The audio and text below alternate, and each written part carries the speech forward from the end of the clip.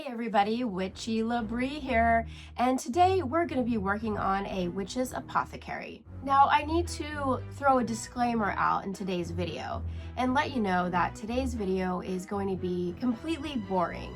We won't be doing anything ghoulish or gross, and we certainly won't be dissecting anything. So I just want to throw that out there, and for those of you who want to stay because you enjoy boring videos, please feel free to enjoy the rest of this content. For those of you who enjoy more exciting and normal miniatures, you might want to move along. So for those of you who have bravely decided to stay, you've been warned. All right, everybody, so I bought this witch's cabinet on eBay. It's a kit, obviously, you can see all the pieces here, and I've had my eye on it for a while, so I went ahead and bought it, and I'm going to put it together and see how it works out, and I'm really excited about it. I'm calling it a witch's cabinet. Of course, it could be anything, obviously, Halloween, inspired, warlock cabinet, whatever, you know what I'm saying. So anyway, I started to put it together. This isn't quite like the Argent Spinhoven kits. The quality was a little bit different, but not awful by any means. It comes with about 16 drawers, so I put all of those together. They don't have fronts to them, they're just kind of open, so I'm gonna work on that. But anyway, I really love it because you could do so much with it and it can hold so much stuff, which I'm definitely going to pack it full of fun, creepy things today. And there's the base coming together. It's got 2 crosses on the sides. The way that you build it, I just kept making sure that the drawers fit. You definitely don't want to finish it and then find out that you can't fit all your drawers in it. So here's the back part where the shelving is, the top hutch. So put all of those together and then it's coming together. Pretty much that's it. I just need to make sure that it all lines up well. And again, making sure those drawers fit. And then here is the doors that go to the top part of the hutch. I really didn't know what color I wanted to paint this cabinet. I considered staining it. I think that would have been a good option. I really didn't want to paint it black. I really didn't want to paint it black. But I did it. I did it anyway. I don't know. Anyway, obviously, painting it first, if I was going to go that route, would have been better, and I highly suggest that if you purchase this kit. But you can't see all the details, so I'm going to go ahead and dry brush it with some gray paint and a little bit of cream too. I want to mix it up a little bit. I don't want it just to be all one color. So once I did that, though, I started falling in love with it already because it really highlighted some of the details in the piece. Now for the drawers. We'll start with those because I want to fill each one of them up with a creepy Halloween concoction. Because if a witch came to this apothecary cabinet, she's definitely going to need a selection of gross ingredients to make her amazing incantations. On Etsy, I found a store that offered some adorable 12 scale labels that are perfect for potions and apothecaries like this. I have the link in the description below. So I'm going to pick out my favorites. There was tons to choose from. Now, when I put the labels on the drawers, I also used a very thin acetate sheet to cover the front as well, just to keep any of my ghoulish concoctions inside, and also gives it a little bit of shine so it makes it look like it might have a glass front. Also, to break up some of the black on the interior of the cabinet hutch, I am going to take a little bit of my remnant scrapbook paper here, kind of has a worn vintage look to it, and I'm going to cut that down and glue those to the very back of the hutch. You'll see a little bit of this peeking through later, but again, just to break up some of that black. And now it's just ready to be filled. So the first little drawer we're going to work on is crushed seashells, which I'm pretty sure is just sand. I mean, I know there are other things in sand, but a lot of sand is just made from crushed seashells. So I'm going to first take some glue, and then I've got my filler here, my sand filler, and I'm going to dump a little bit of that sand inside there. And then I figured that it would be fun to add a little bit more interest. So I'm going to toss in a few shells, also glue those in, and then top it with a little bit more glue. And I'll mix that around, and then we can set that aside and let that dry. 1 drawer down, 15 more to go. The next drawer says vampire fangs. And so I'm just going to grab my sesame seeds, and I'm going to add a little glue to this drawer, and then I'm going to sprinkle in some sesame seeds. And now we have a drawer with some vampire fangs. But we might be running low on those, so we might consider buying more next time we're out at the witch shop. Now the next drawer says crushed pixies. I don't know what a crushed pixie looks like, but I'm going to guess that it's very colorful. So I have some crushed glass and all of these fun colors. Look at that. My sister actually bought me this, and I believe that she got it at the Dollar Tree. So I'm going to take some of these really fun colors and just going to scoop out a little bit of almost all the colors that I'm seeing here on this little palette. And then I'm going to mix them up in this little bowl and then add, of course, some glue to the bottom of my drawer and dump all of that crushed pixie right inside that drawer. I'll wait for that glue to dry, but isn't that so fun already? It's so sparkly. Now for the next drawer, it says full moon dust. So the only thing I could think of is maybe some glitter. Some white glitter, which I do have, so I'm gonna again add more glue. And then I have this leftover glitter here, and it has the hint of purple in it, which just felt right for full moon dust.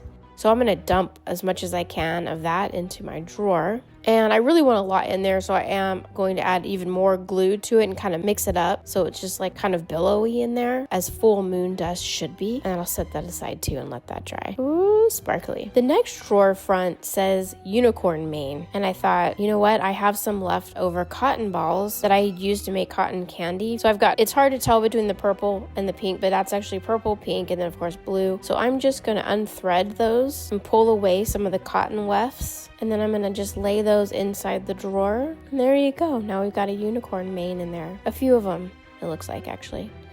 Nice and full.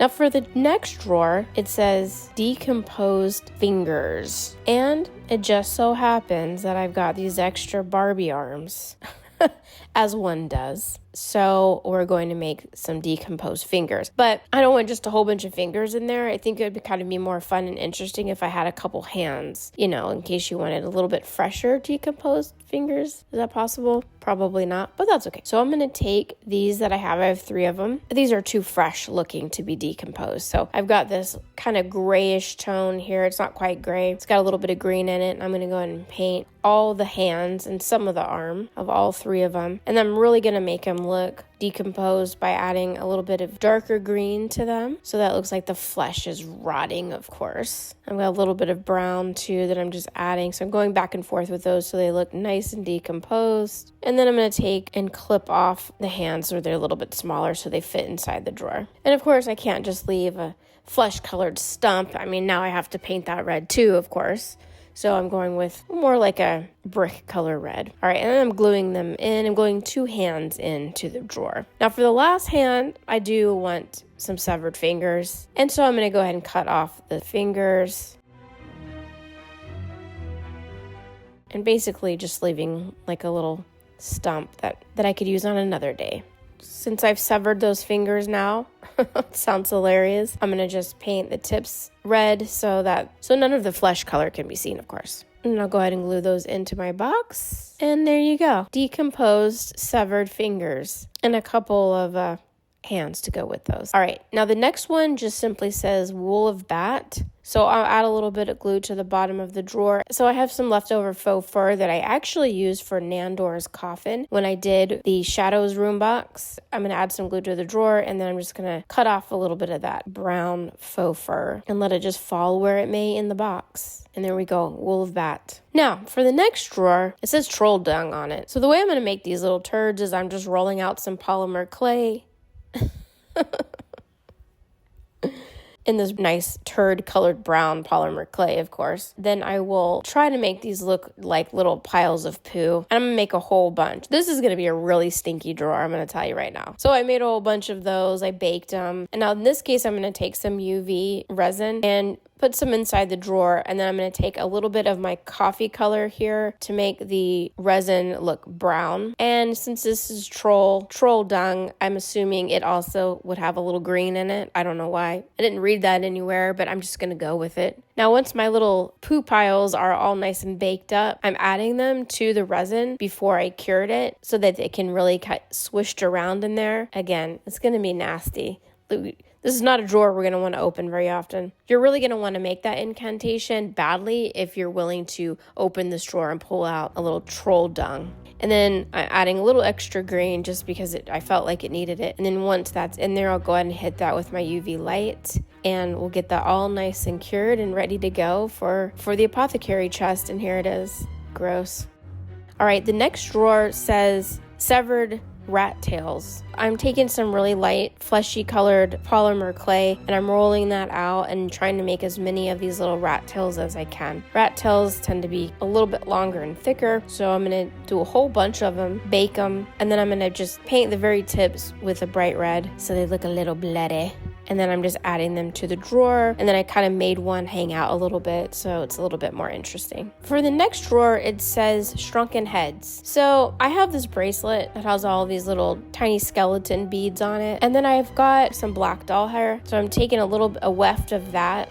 And with my ultimate white glue, I'm just adding a little bit of the hair to the top of my beads. And then I took some really small hair ties that I actually have for my own hair, and I tied them around the top, and then I painted the little skulls in a milk chocolate brown, some shrunken heads. For the next drawer, it says toad warts. So I grabbed some mustard seed out of the pantry, and I like the color of these already. They have a yellowish hue to them. And then I will grab a couple different color of green paint, and then I'm just gonna roll the little mustard seeds around. And I want some of them to have a lot of paint, some to have a little, and then some of the mustard seeds to just remain the color that they are. You know, I'm assuming that toads come in different colors, and so I want their warts to be different colors too. Then I'm gonna add a little bit UV resin with some green coloring tint to it, mix that around, pop my little warts down inside that drawer, and then hit them with the UV light, and there we go.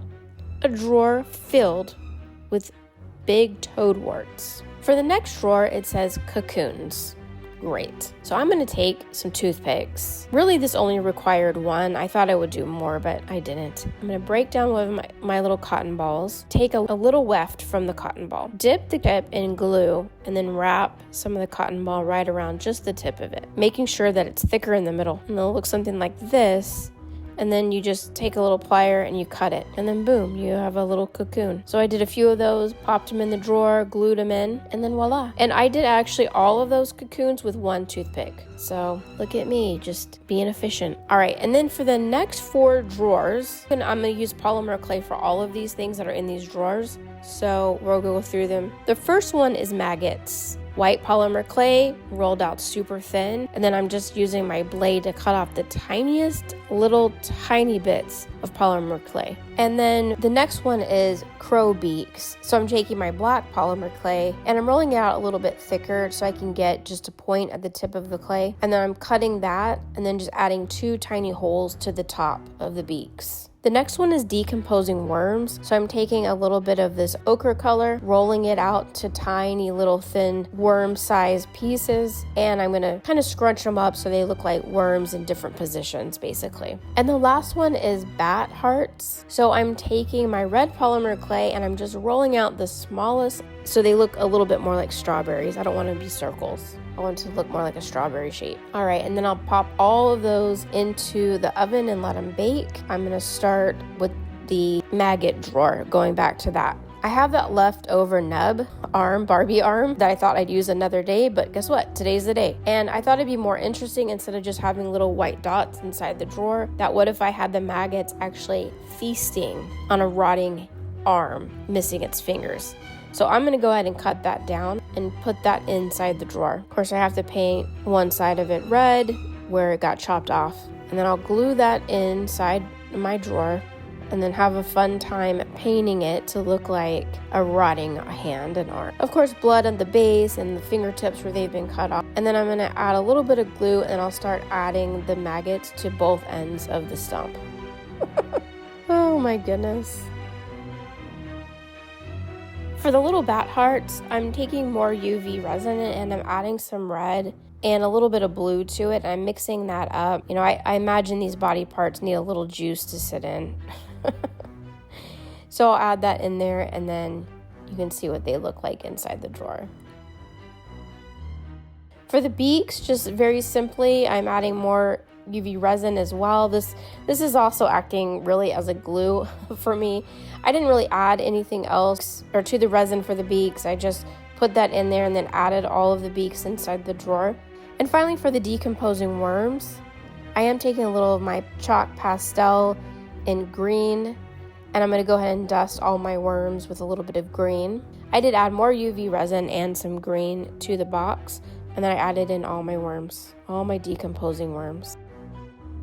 Now that all the main apothecary drawers are filled, let's talk about those 5 smaller drawers in between the base and the hutch. I want to fill those too. I have these little jars right here, and they're all filled with different stones. And so what I'd like to do is fill 4 of them with stones, and then I'll just leave one closed completely with nothing inside. I'm only going to pour half the jars into these drawers. I don't really think I need all of the stones. I could use the rest for another project some other day. So I'm going to fill all of those. The other thing I had considered was putting the little mini jars of stones on those hutch shelves. But guess what? They're too tall. In fact, all the little jars that you see a lot of people using for potions and stuff, those won't fit on here either. So they're a little small. They're short. So just keep that in mind if you buy this hutch, that you can't really put potion bottles up there. You have to find other little smaller containers to use. All my paper is dry. I want to add some filler. I always like to start with filler before I start adding my accessories. I have this vase filler, and this is old. I got this at a garage sale literally years ago. I use it quite often in my projects, as you know. So I'm going to add quite a little bit of filler on every single shelf. And you might be saying, Whitney, you're using too much. That's too much. That's too much. I'm a more is more person, and I rather have it on there and clip it away rather than not have enough and try to fill in, go with it, and hopefully you'll like it in the end. All right, and so that's what it looks like so far. So my vision is to have one side of the hutch closed, which really draws you in because then you want to really know what's behind the door. And then I'll have one side opened, and we'll have a whole bunch of fun stuff to look at on both sides, but I'll probably put more interesting things on the right-hand side, on the side that where the cupboard is open. So let's talk about some of the cool items that I want to put in the hutch portion. So when I was a kid in science class, I remember one time we dissected owl pellets. And then basically an owl swallows its prey whole, and then anything that is indigestible for the owl, which basically is like bones and fur and feathers, it actually regurgitates, coughs up, and then they are known as pellets. And then these pellets are actually sold to schools, and kids dissect them so they can learn about bones and other things that they find inside them. So last year when I was at the Dollhouse Convention in San Jose, there was an oddity cabinet, and it had real mice bones in it. And I thought, oh my gosh, that looks so cool. You know, how could I make my own how could I get that same look of my own? And then of course I remembered dissecting those owl pellets in school. So I thought, you know what? I'm going to order some, and I'm going to dissect them today, and I'm going to use those bones in this hutch. So that's what we're going to do. So I bought a whole bunch, not really remembering how many bones you could get inside one pellet. I bought these on a website called Pellet.com. That's what they're specifically for. You can buy them as an individual, but they really typically sell them to schools. So I bought a whole bunch of different sizes, a jumbo, a couple small, and a medium size. Believe it or not, once I did one pellet, I realized that that's really all I needed to. I did one jumbo, and that's gonna really fill this cabinet, and you'll see. So this is not for the faint of heart. Honestly, you're digging through fur, and it's not wet or anything. It's all dry. It's fur and it's bones. If you like treasure hunting or science type things, this is right up your alley. I did not mind this at all. You know, I've worked in senior living for a really long time. I have seen a lot of things in healthcare, and so this really didn't bother me. The things that bother me are poop. I think you could tell when I was doing that drawer. For some reason, poop gets me. That's one of those things that I can't handle. But stuff like this, not so bad. Actually, it was very interesting to find these little bones. And because it's for educational purposes, it does come with a chart. So you could actually, if you wanted to, sit there and figure out what bones that you have found and what animal that they go to. It is actually very interesting and fun. I thought so anyways. So if you want real bones, this is the way to do it. Honestly, this was so fun. Anyway, once you get all the bones out, and they were remarkably small, a lot of them very small rib bones, there is a process of cleaning them, which you can look up, but basically you soak them in like a dish soap, something that's like a degreaser. You soak them for a little while, and it allows for any additional oil or hair to be removed from the bones. And then you can soak them in some hydrogen peroxide. Not for very long, you don't want to damage the bones, but that will clean them and actually, of course, whiten them quite a bit. And then at the end, you get something that looks like this.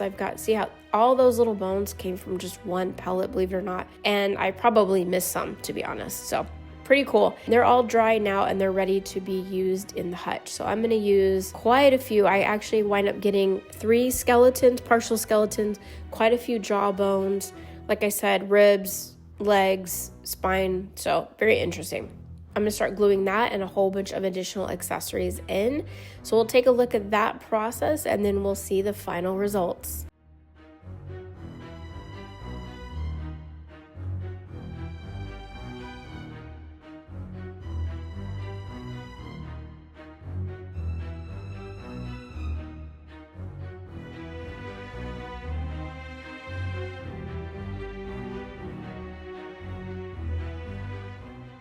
And now I'm going to take a few more of those real bones and add them to the front so that they become drawer pulls and doorknobs for the hutch. And there we go, my little witches and warlocks who might be watching today. The apothecary is completely finished and filled to the witch's brim with ghoulish little items for our witches to make potions and incantations with all of these amazing ingredients. I hope you had a blast today. I know I certainly had so much fun making this. I want to make a dozen more, but I just don't know if I have the time for that because I have so many other projects coming up, everybody. So make sure to subscribe if you don't already so you don't miss any future content. As you know, I've got one more Goonies video coming soon, and then I'm going to put that project on hold for the holiday season. And then coming up in October, of course, as you may know, I'm going to be working on the Crow project, but I have a lot of other little projects, little Halloween projects that we'll be doing that are also going to be super fun. I have some other fun projects going on over at my Patreon channel, so if you're not a member, please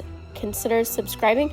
I do offer some free content over there as well. If you haven't dropped a comment down below, please do so and let me know what you thought about using the real bones. Is it too creepy or is it right up your alley? Thank you so much for hanging out with me, everybody. Don't forget to press that like button and I'll see you next time. Bye.